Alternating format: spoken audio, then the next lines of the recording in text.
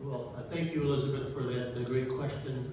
Difficult to answer. I would say amongst the core principles that I've always followed is that life is a game of addition, not subtraction. That we're better off multiplying our talents together rather than descending into division. And if you just follow those practices, you'll find that it attracts others to the cause you have.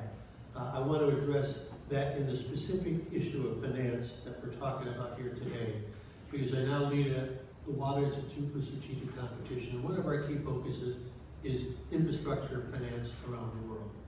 And what frustrates me is that we have a entity we call the U.S. International Development Finance Corporation, DFC, and it helps finance infrastructure around the world. It returns net revenue to taxpayers. We also have our Export-Import Bank to help bring technology from America around the world. It returns net revenue to taxpayers. They're both about the size of Finland's, not the size of the European Union's or scale to the United States. China's Export-Import Bank is 50 times greater in assets than America's. And you wonder why we have a trade deficit. So why can't we, as part of this, bringing finance to the world in a way that addresses all those needs you talked about, where we have the technology, where there is the need, where it would create not just wonderful opportunities for the people of those countries, but if you thought about it selfishly from America's perspective, I've become convinced that infrastructure is the conduit through which future commerce flows. If we want to have a less trade deficit, build infrastructure, when it comes time to the repair, replacement, add-ons, they're looking to American firms. It also creates diplomatic partnerships.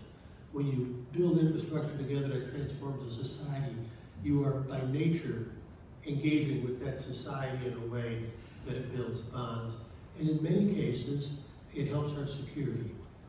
If that digital software through which all the data is flowing is Huawei, where China can harness that to train models and glean secrets, our security is at risk.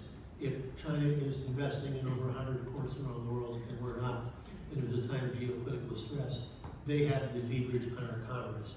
So I would just argue for we ought to be investing in Development Finance Corp, Export-Import Bank, and have the goal of having those at the scale of the United States. That alone will go a significant way towards the goals that you outlined in your excellent speech, Elizabeth, and would be consistent with my view of life as a game of addition, not subtraction, of multiplying, not dividing. Thank you. Thank you. Thank you so much.